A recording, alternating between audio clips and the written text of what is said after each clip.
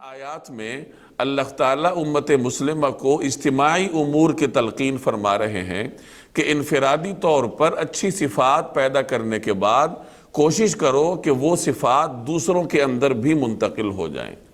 چونکہ رسول اللہ صلی اللہ علیہ وسلم کے بعد کسی نبی نے نہیں آنا، تو اس امت میں خیر کا کام کرنے کی ذمہ داری بھی امت ہی کے افراد کی ہے کہ امت کا ہر فرد اس بات کا مکلف ہے، وہ ذمہ دار ہے کہ دوسروں تک جناب رسول اللہ صلی اللہ علیہ وسلم کے پیغامات پہنچائے۔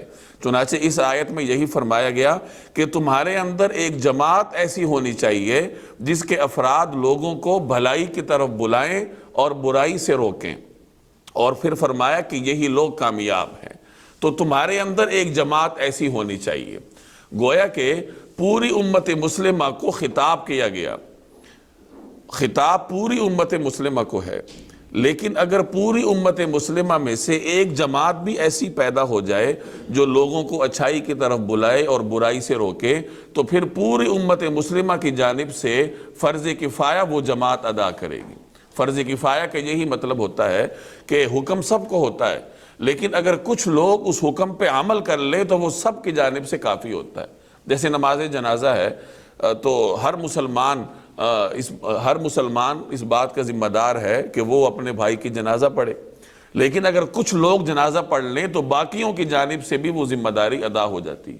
البتہ اگر کوئی بھی نہ پڑھے تو پھر سب لوگ جو ہے وہ گنہگار ہوں گے، اس معاشرے کے رہنے والے لوگ جنہوں نے اپنے بھائی کی جنازہ نہیں پڑھی۔ البتہ کچھ لوگوں کے پڑھنے سے باقیوں سے فرض ساقط ہو جاتا ہے، اسے فرض کفایہ کہتے ہیں۔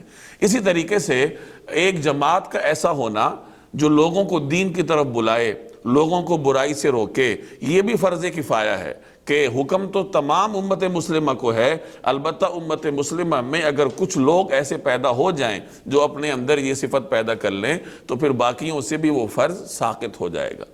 امر بالمعروف اور نہی عن المنکر، بھلائی کا حکم دینا اور برائی سے روکنا، یہ اس جماعت کی بنیادی ذمہ داری ہوگی۔ تو یہاں فرمایا کہ تمہارے درمیان ایک جماعت ایسی ہونی چاہیے جس کے افراد لوگوں کو بھلائی کی طرف بلائیں، خیر کی طرف بلائیں۔ ایک روایت کا مفہوم ہے کہ خیر سے مراد قرآن و سنت ہے۔ اب اس جماعت کا کام کیا ہوگا؟ اس جماعت کا کام یہ ہوگا کہ لوگوں کو قرآن و سنت کی طرف بلائیں۔ مزید تشریح اس کی فرمائی کہ اچھائی کی تلقین کریں گے، برائی سے روکیں گے، کہ قرآن و سنت کی روشنی میں جو اچھائی ہے اس کی طرف لوگوں کو بلائیں، اور جس چیز سے قرآن و سنت نے روکا ہے تو وہ برائی ہے، اس سے روکیں۔ معروف یہی ہے، جس کو شریعت اچھائی کہتی ہے وہ معروف ہے، اور جس کو شریعت برا سمجھتی ہے تو وہ منکر ہے۔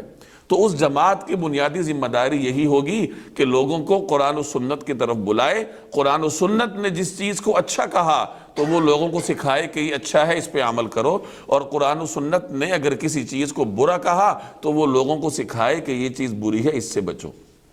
امر بالمعروف اور نہی عن المنکر کی اہمیت آپ اس بات سے سمجھیں۔